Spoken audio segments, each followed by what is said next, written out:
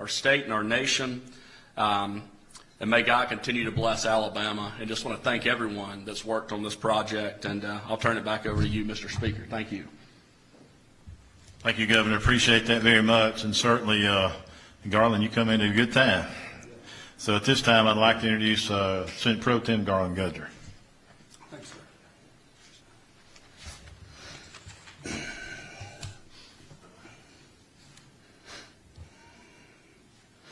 It's a privilege to be here with all of you today. Our nation's warfighters are the lifeblood of everything that makes our country great. The basic freedoms we enjoy every day that we often take for granted were paid for by the blood and sacrifice of those who have served our nation in uniform, and by those we will continue to serve our nation over the years to come. We all have veterans in our lives. We are proud of what they did for our country and cherish them as members of our communities and our families. Our state is home to an incredible 400,000 veterans. That's an amazing number. There is not a greater priority that we as elected officials should have than making sure that each and every one of them is given the support that they need. The newly established Alabama Veterans Resource Center that we're announcing today will go a long way in accomplishing that goal. The center will focus on getting veterans employed, connecting them with communities, provide mental health services and resources for their overall well-being. And it will not simply provide these mechanisms of support for our veterans, but for their families as well. Because, as we all know, it's not just the soldier who sacrifices, but their families as well. We have all heard about the struggles that veterans face during their transition from military to civilian life. Some of those, tragically, are horror stories. Stories where Americans who deserve our support the most fail to receive the support that they have earned. We can't fix this all here in Alabama for all veterans across this great nation, but we can make sure that the care, the support, and the resources that our veterans receive in our state will be second to none, and that Alabama will be the best state for veterans to live, to work, to play, and raise their families. This is a priority. I thank all veterans here today and all who have served our nation. God bless you. Thank you, Mr. Pro Tem. Certainly appreciate those remarks. This time I'd like to introduce Andrew Jones, who's sponsoring the bill in the Senate, and following him will be Ed Oliver that passed it yesterday in the House. Thank you, Mr. Speaker. What we've seen recently in Alabama is an intense focus on military and veterans and getting them the services, the respect, the treatment, the standing they deserve here in our state. That effort's been spearheaded by our Lieutenant Governor as chairman of the Military Stability Commission, but also all of the folks that are behind me. This really is a team effort. We saw a focus last session on veterans' mental health, and what I think this center is a culmination of efforts to bring veterans into the spotlight and show them that they're not going to be left behind in the state of Alabama. They're going to get the resources and attention they need. And this is an effort to coordinate and consolidate efforts through a hub and spoke model to make sure that they have access to everything that they need and deserve. It's the least that we can do. Thank you very much. I want to thank Mr. Peoples. I want to thank the leadership of the House and the Senate for allowing the Military and Veterans Affairs, both the House and Senate, to work on this issue.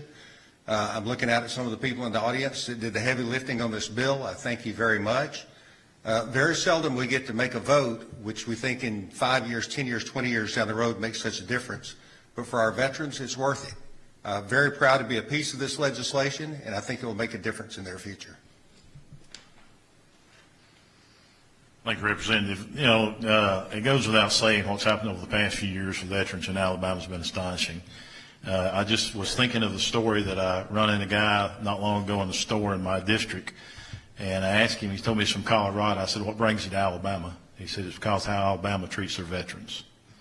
You know, we have made it a priority to make sure that our veterans are taken care of and treated in the manner that they should be and respected. One of the things that was brought to our attention was the case of mental health and suicides in the state. And Jeff Peoples was on top of that. And he had talked to me about it several months ago now, Jeff. And today, I know is a dream of his that has come to fruition, and it's going to be something that's great for veterans across this state. And our goal when we work with mental health is to help people have productive lives. And I don't think anything's more important than helping those that served us through the years. So with that being said, it's my great pleasure to introduce you Jeff Peoples.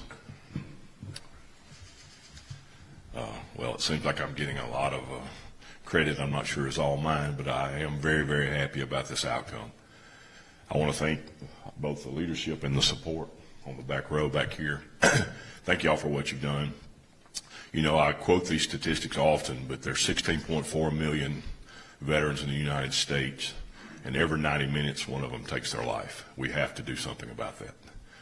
We have a disproportionate amount of homelessness, poverty, and just so many different issues that we have both the opportunity and the responsibility to address.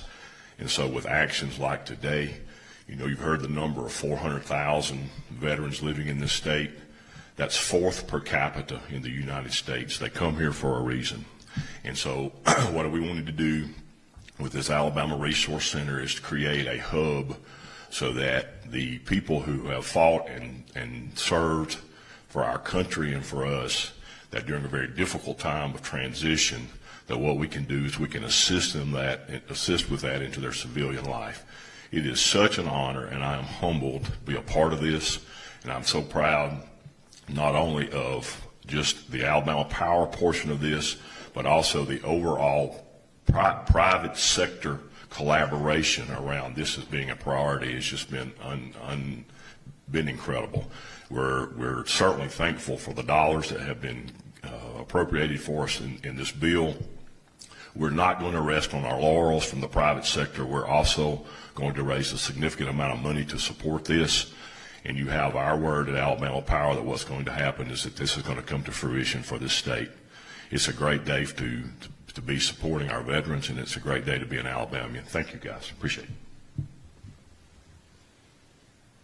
Yeah, I've been asked at this time, if you are a veteran and serve in the House or Senate, if you'd come up for pictures. They want to take some of those. So at this time, if you guys come up.